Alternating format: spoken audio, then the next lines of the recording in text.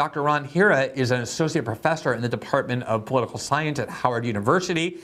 He is also a research associate with the Economic Policy Institute in Washington. He has written very widely on exactly these topics: offshoring, high-skilled immigration, innovation, employment relations, and the decline of the middle class. He's the author of the 2005 book, Outsourcing America, which even at 20 years old, sort of like the Israel lobby, as I always say, retains crucial insights for our current debates over H-1B visas and other types of immigration issues. And he joins us tonight to help us work through these issues and to understand them better. Dr. Hira, it's great to see you. Thank you so much for taking the time to talk to us tonight.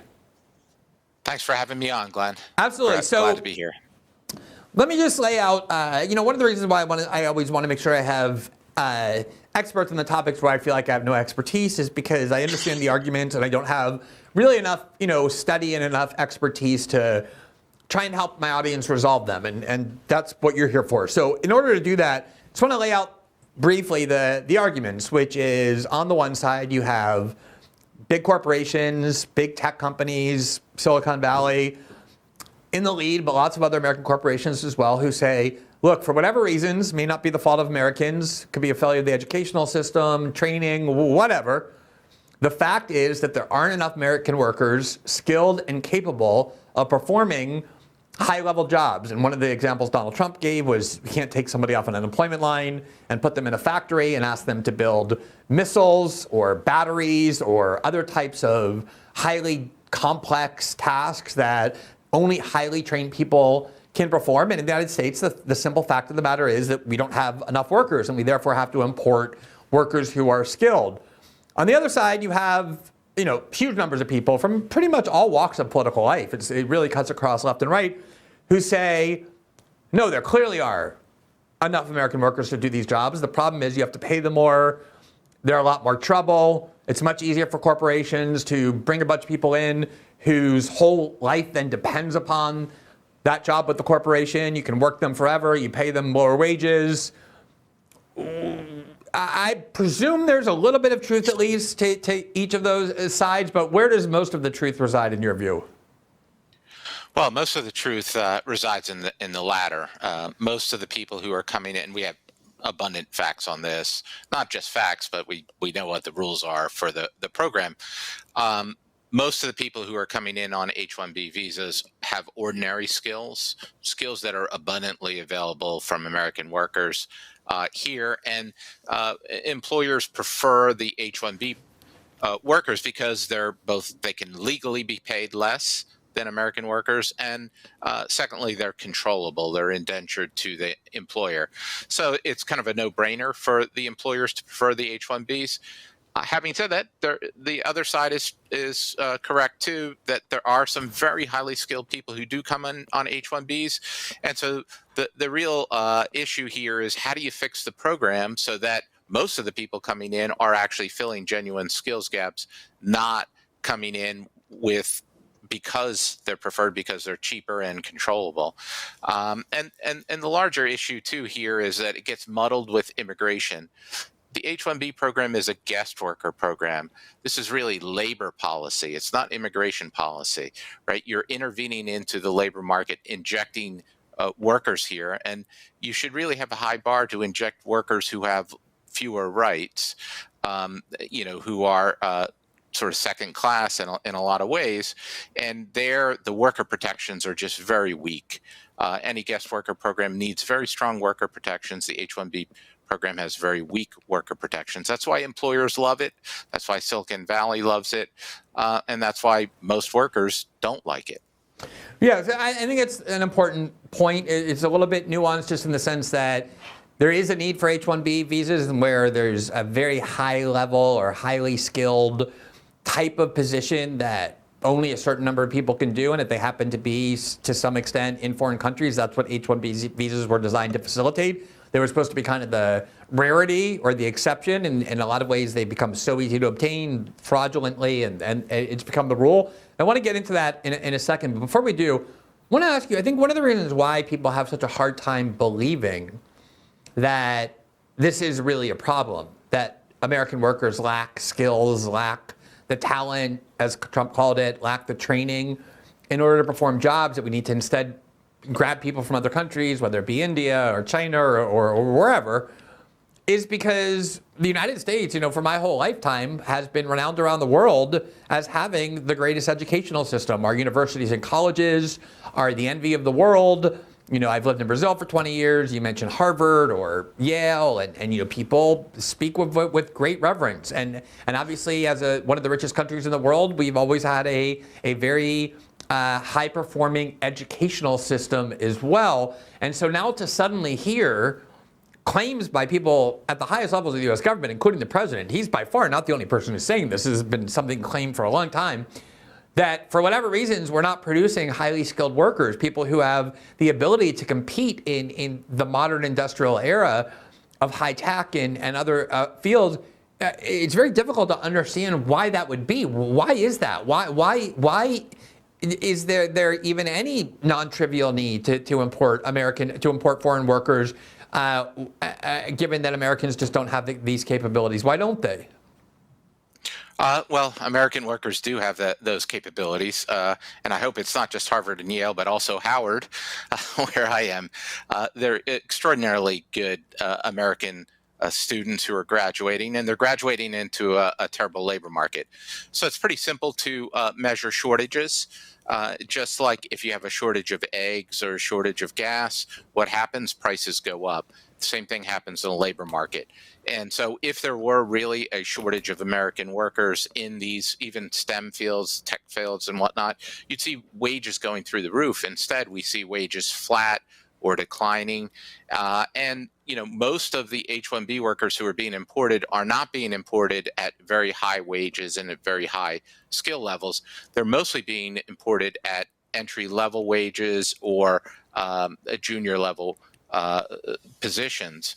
We're graduating record numbers of STEM workers, STEM graduates, American graduates in computer science and engineering, and they're graduating into a horrible labor market. You can look at the unemployment rates and the like. So this is a big myth within Washington circles and within elite circles, that what the elites perceive to be the truth is not really the truth, that the ground truth and ground reality of what most people are experiencing is very different than what's discussed in these sort of chattering class discussions. I think it's really interesting, again, when it comes to Trump, just because the whole movement, if it means anything, was supposed to mean that we're going to enact policies to serve not these large multinational corporations that don't in any way value an American worker more than a non-American worker, even though they're on American soil, they're American companies. In fact, to some extent, for the reasons you said, they value foreign workers more than the American worker. The whole point of the American First Movement was we're going to reverse that. We're going to enact policies to benefit the American worker, not everyone else at the expense of the American worker. And Donald Trump in 2016 seemed to understand very well how the H-1B visa policy fit into that America First ideology, because I think we have I don't want to show the one from today first. I want to show the 2016 one where he spoke out in opposition to H-1B visas. I just want you to listen to this. It is from March of 2016 from a GOP primary debate. Well, first of all, I think, and I know the H-1B very well, and it's something that I frankly use, and I shouldn't be allowed to use. We shouldn't have it. Very, very bad for workers. And second of all, I think it's very important to say, well, I'm a businessman, and I have to do what I have to do, and it's sitting there waiting for you, but it's very bad. It's very bad for business in terms of, it's very bad for our workers, and it's unfair for our workers, and we should end it. Very importantly, the Disney workers endorsed me, as you probably read, and I got a full endorsement because they're the ones that said, and they had a news conference, and they said he's the only one that's going to be able to fix it, because it is a mess. All right, so that's the 2016 version of Trump, who's basically, other than the boasting at the end about how he's the only one who can fix it, is very much in alignment with your view. I mean, it was a pure expression of the America First argument about H-1B visas, American workers. He's saying, I use them, but it's abuse. We hire people who we could easily hire American workers for because it's good for our business, but not good for them. Fast forward 9 years, here he is last night on Fox News being interviewed by Laura Ingraham, who asks him about exactly this issue, and you get the exact opposite answer. Let's listen to that.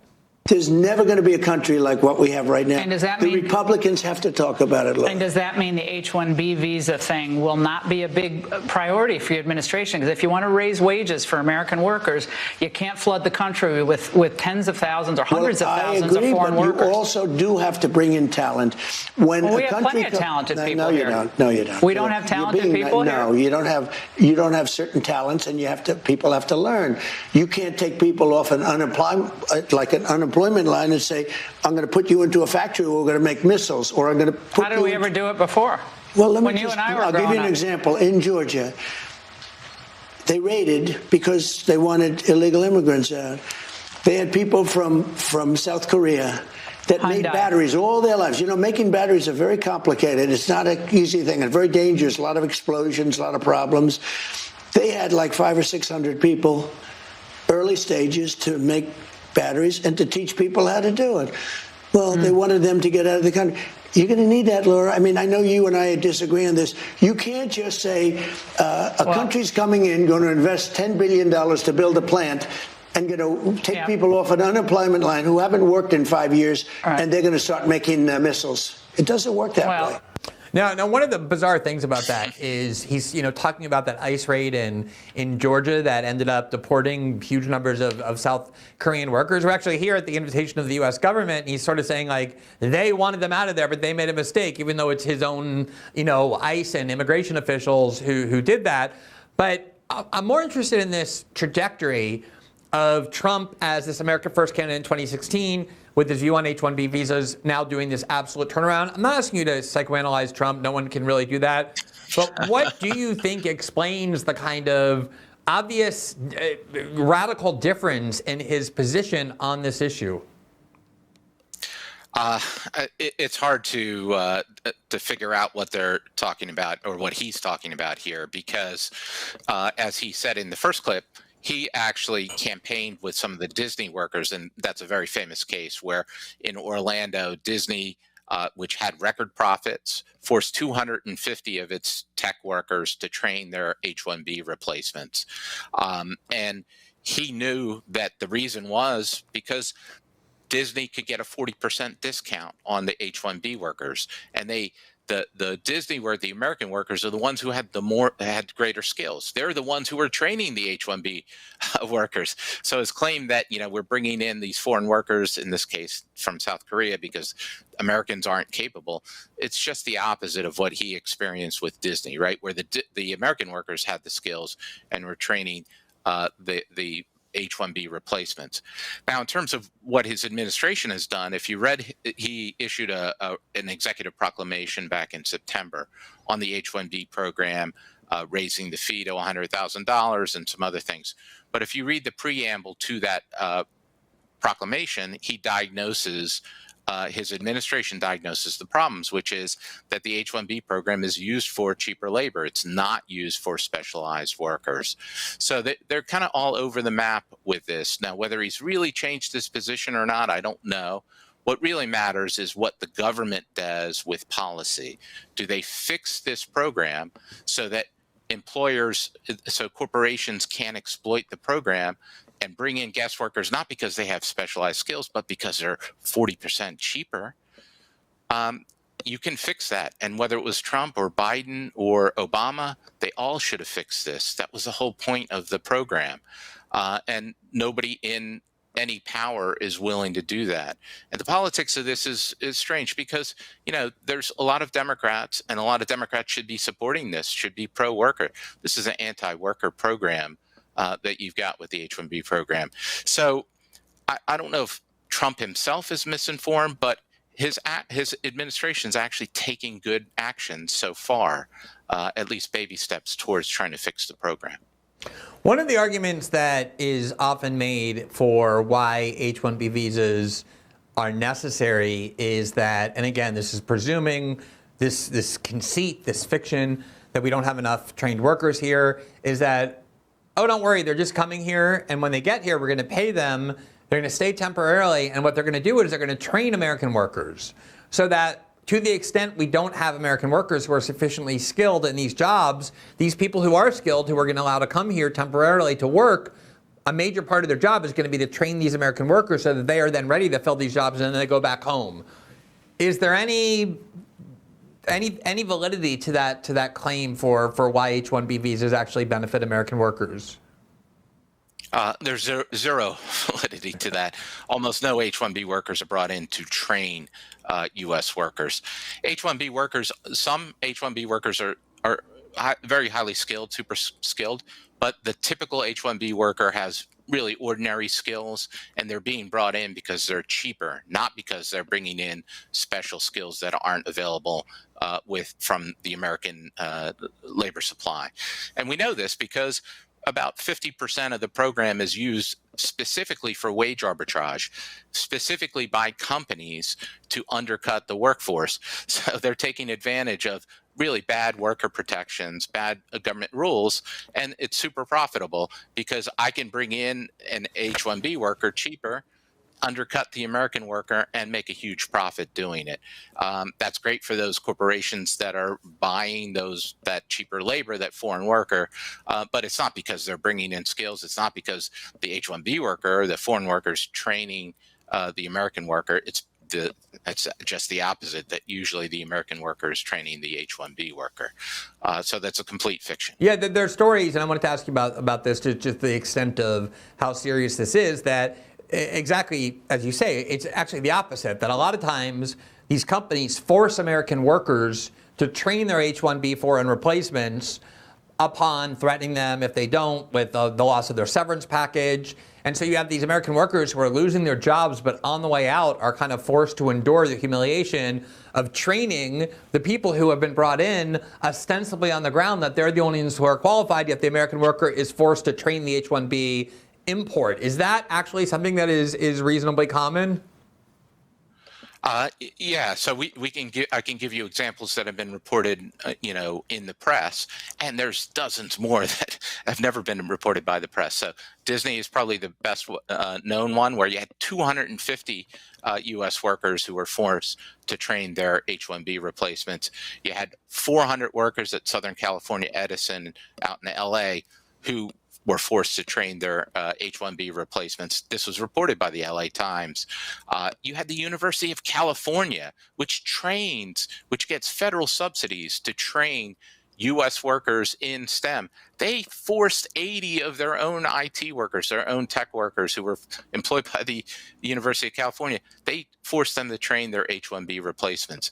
Abbott Labs, Northeast Utilities. I could go on and on. Dozens and dozens that have been reported in the press. This is well known and well understood. Trump himself traveled around and campaigned with Leo Pereiro, who testified before Congress, before the Senate, about training his replacement and how humiliating that was. He was one of the Disney workers. So it's not a question of what we know and what we don't know. We know this is what goes on. The point is that this is worth tens of billions of dollars to corporations, and they're basically just screwing workers, and both parties are complicit here. Yeah, I want to get into the politics in just a second about H-1B specifically and immigration more broadly, because I think it's so interesting. But you have this, you said something in the last week or so that caught my attention. It's obviously central to the whole debate, which you said, quote, firms hunt for ways to misclassify H-1Bs in order to pay less. In other words, they have jobs that could easily be filled by Americans, but they kind of manipulate what the job is to make it seem as though only a foreign worker can do this. I have to say, I didn't realize it at the time, but looking back retrospectively, I think the first time I really encountered H-1Bs is when I was in law school. And there's a big part of law school programs back then, but even more so now, where foreign nationals come and they get an LLM degree, or they have some specialized degree that they come to the United States to law school to get. And a lot of them end up wanting to stay and working in American law firms. And they compete just like every other American law school graduate for these jobs. And I remember these big firms treated it like it was just run-of-the-mill business, where if they wanted to hire a foreign national for one of their lawyer jobs that any American graduate could have done, they just kind of tweak the qualifications. You have to, I think, advertise and prove that no American with the skills applies. They make it very, very idiosyncratic and specific. So you want to hire an Austrian law student. I remember that being one example. You just make it so that the job somehow requires a knowledge of Austrian law. And it's extremely easy to manipulate. I mean, I remember just how, they had a whole kind of process and set of lawyers who just specialized in getting H-1B visas. No one ever got rejected. It was the easiest thing in the world to get. How much of a problem is that? You talked about, the one example I saw you use is Deloitte as one of the leaders of H-1B visas. But talk about how it's almost like a fraud or an abuse, at least, of the law. How does that work? Yeah, so you're actually mixing a few things up, and it's not surprising because most of the mainstream media gets this wrong. Most politicians get it wrong. I said at the beginning I didn't have the expertise, which is why you're here to correct me on anything I say wrong. So yeah. This is your job tonight. So they don't have to tweak anything. There's no shortage required. An employer can hire an H-1B without ever looking for an American worker. They can replace American workers with H-1Bs. There's no tweaking that's necessary to hire the H-1B. It's just plussing up their labor supply. What I posted about was how they manipulate the really weak worker protections that are in there. What they do is they hunt for certain obscure kinds of occupations, and they down skill the job so that they can pay lower wages. So there are some protections around minimum wages that need to be paid, but the Department of Labor has been really negligent in the way that it's approached the minimum wage as something called the prevailing wage. And so employers can manipulate the process. Basically, employers are in the catbird seat. They can pretty much do what they want, but there's no shortage necessary. They don't have to advertise the job at all. This is a big myth, misunderstanding. Was that ever the case? Was that ever the case? Maybe, I'm talking about law school, unfortunately. I was a long time ago. That it was never the case that you had to advertise and prove no American worker applied for the job who was qualified. You would think that would be so basic. That would be the core of the idea. That's the whole point of bringing a guest worker in, is because you're trying to fill a labor shortage, but there's no requirement for a labor shortage. Plus, the employer gets a 40% discount. They don't ever have to look for a worker. No, it's never been a requirement of the H-1B program. It is a requirement for a green card, which is permanent residence. And this is the bigger issue. Again, the H-1B program is not immigration. It's a guest worker program. It's labor policy, and it's terrible labor policy. It's labor policy that's designed to steal wages from the H-1B worker and to undercut American workers, their job opportunities, their wages, and their working conditions. It's all about trying to transfer wealth from workers to corporations. It has nothing to do with labor shortages. There's zero connection at all. And there's not even the pretense of advertising the jobs. They don't have any requirement at all to do that. Yeah, that's amazing. Before we continue, I want to pause on something that fits directly into the themes we cover on our show. We are living in a moment where powerful institutions continue asking for public trust, even as their actions show very little accountability or foresight. For years, the Federal Reserve told Americans that inflation was temporary and the system was sound, yet the cost of ordinary life keeps rising. Groceries cost more, utilities cost more, housing is increasingly out of reach for many, and Washington keeps spending as if none of this has consequences for real people. Here's what stands out. The individuals and institutions closest to the financial system are preparing for uncertainty. Goldman Sachs is warning of a 10 to 20% market decline, while Morgan Stanley has moved away from the long-standing 60-40 portfolio approach and now recommends that investors hold roughly 20% in gold and silver. That is not a small tweak. It tells you that confidence in policymakers and centralized monetary decisions is weakening.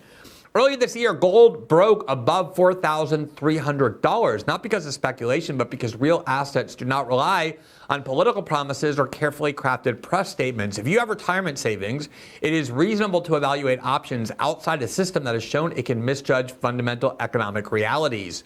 Golden Crest Metals has created a clear guide that explains why major banks now say every portfolio should include gold and silver, and how to add them to a retirement account tax and penalty-free in 3 simple steps. They also provide a complimentary portfolio review, and for qualified accounts, they offer free shipping, free secure storage, or a free home safe if you prefer to hold metals at home. And qualified accounts may receive up to $25,000 in free silver. To request the guide and speak with their team, call 888-641-7120 or visit goldencrestmetals.com. Again, that is 888-641-7120, goldencrestmetals.com. If the system is not prepared to protect your future, then the responsibility to protect it falls on you. Thanks for watching this clip from System Update, our live show that airs every Monday through Friday at 7 p.m. Eastern exclusively on Rumble. You can catch the full nightly shows live or view the backlog of episodes for free on our Rumble page. You can also find full episodes the morning after they air across all major podcasting platforms, including Spotify and Apple. All the information you need is linked below. We hope to see you there.